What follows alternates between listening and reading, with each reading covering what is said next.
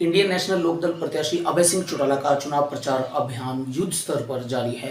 अभय सिंह चौटाला और भारतीय किसान यूनियन के राष्ट्रीय अध्यक्ष गुरनाम सिंह चढ़ूनी ने कुरुक्षेत्र लोकसभा के पिहोवा हलके में ग्रामीण क्षेत्रों के अंदर चुनाव प्रचार किया और बड़ी जनसभाओं में चढ़ूनी ने लोगों को सरेआम किसानों के संघर्ष, अभय सिंह चौटाला के अंदाज और काम के बारे में बताया। वहीं नवीन जिंदल और सुशील गुप्ता पर करारा हमला बोला।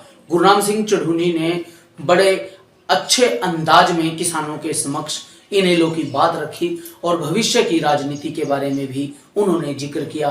चढ़ूनी का जहां साफ कहना है कि किसानों को राजनीति में भागीदारी के लिए आगे आना होगा और भागीदारी करनी होगी।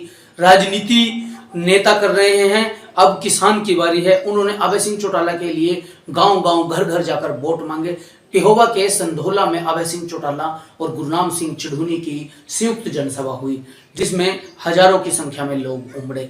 यहां अभय सिंह चौटाला ने सरकार की जहां पोल खोली, वहीं अपने लिए लोगों से वोट और समर्थन मांगा।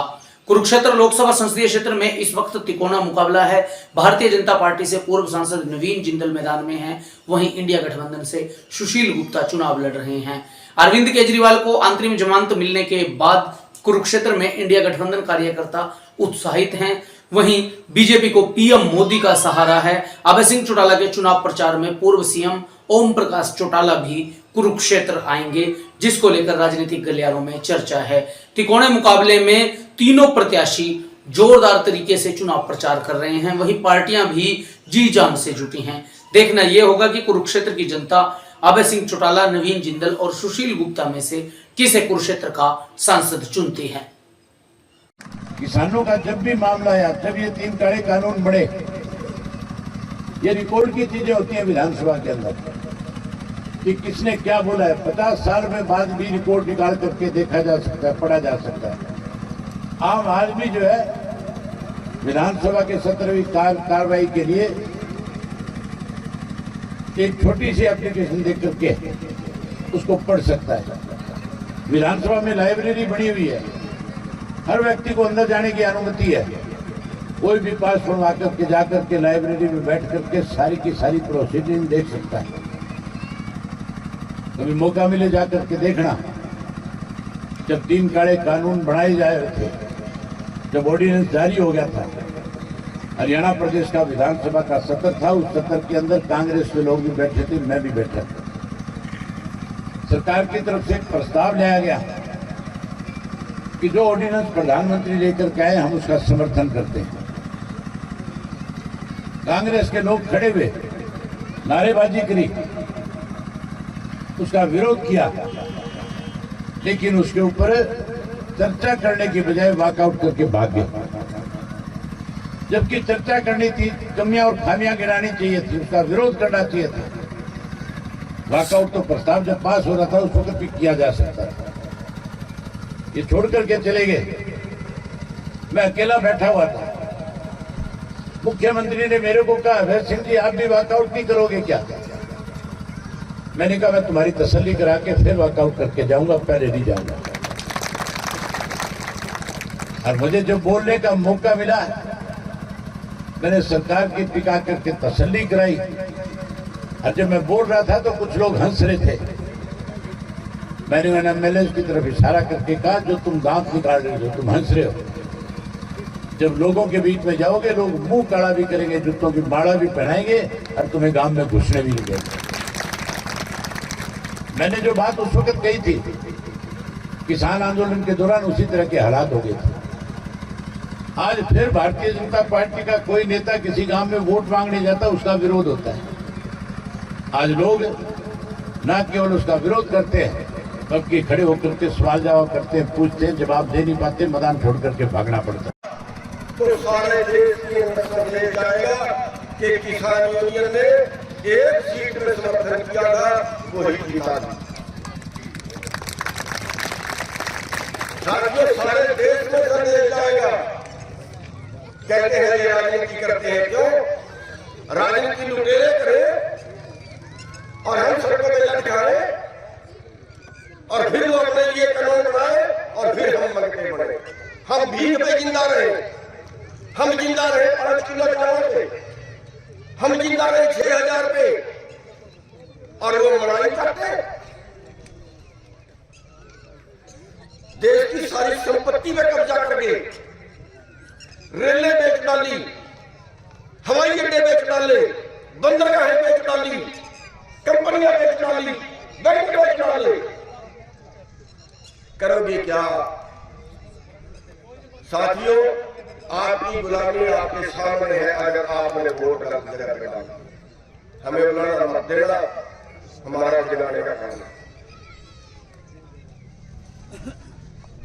साथियों, हवा के साथ लहर के साथ तो बहुत कुछ बह जाता है, लेकिन आदत हमारी भी उठी है, हमारा भी काम उल्टे चल जाता है।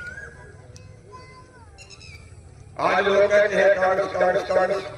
मैं ये कहता हूं कि ये कांग्रेस का फर्ज था जब देश की रोटी का व्यापार होने जा रहा था। कोई बोली थी कांग्रेस, चौटाला साहब बोले थे। देश की शिक्षा का व्यापार हो गया, देश के स्वास्थ्य का व्यापार हो गया। आज बच्चा भी पैदा होता है तो ऑपरेशन से होता है, व्यापार हो गया। साथियों, आपको अपनी ताकत दिखाने की जरूरत है। आप में ताकत है, आपके अंदर हाथी जितनी ताकत है, लेकिन हाथी को अपनी ताकत का पता नहीं। एक पीलवान उसके सिर पे बैठा है, उसको चला रहा है। अपनी ताकत को जगाइए। आप तख्ते पलट सकते हैं, आप अपनी ताकत को दिखा सकते हैं। आपकी ताकत के आगे तो बाकी कुछ भी नहीं है। साथियों, आज जरूरत है आपके वोट की। आपका वोट आप एक जगह पे बांध लीजिए, एक जगह पे बांध लीजिए। सारा किसान और सारा मजदूर एक जगह पे वोट डालिए। हमें चौटाला जी को जिताइए और ये संदेश दीजिए कि ये किसान और मजदूर की ताकत है। और किसान और जहाँ देश का किसान और देश का मजदूर इकट्ठा हो जाता है ना, वहां बड़े बड़े पूंजीपतियों के नाक रखवा देते हैं। आप संदेश दीजिए, केवल वोट ना डालिए, सपोर्ट भी करिए। अपने गांव में जाइए, अपने गवांड में जाइए, घर में माताएं बहनें, उनको समझाइए कि लड़ाई एमपी बनाने की या ना एमपी बनाने की नहीं है। लड़ाई है अपनी आवाज बुलंद करने की, लड़ाई है अपनी ताकत दिखाने की। कौन सी गिनती में गिनते हैं जी हमें? ना बीजेपी कहीं आपको गिनती है, ना कांग्रेस आपको कहीं गिनती है। तो फिर आप अपनी ताकत खुद पैदा क्यों नहीं कर लेते? सर छोटूराम ने कहा है, खुद ही को कर बुलंद इतना, खुद ही को कर बुलंद इतना कि हर तकदीर से पहले खुदा बंदे से खुद पूछे, बता तेरी रज़ा क्या। साथियों, मैं बहुत ज्यादा कुछ ना बोलता हुआ केवल ये कहूंगा कि ये जो चुनाव है ये अभय चौटाला जी का नहीं है।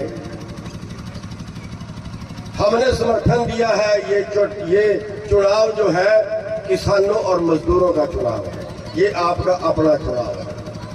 आपने अपने आप को वोट डालनी है।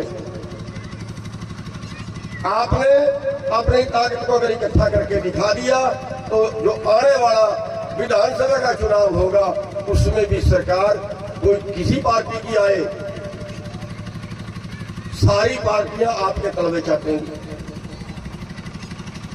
साथियों, बस मैं अपनी बात को ज्यादा लंबा ना करता हुआ आपसे आश्वासन चाहूंगा। फैसला वापिस लिया है, वो काले कानून खत्म नहीं किए अब तक, सिर्फ और सिर्फ विड्रा किया एक बार।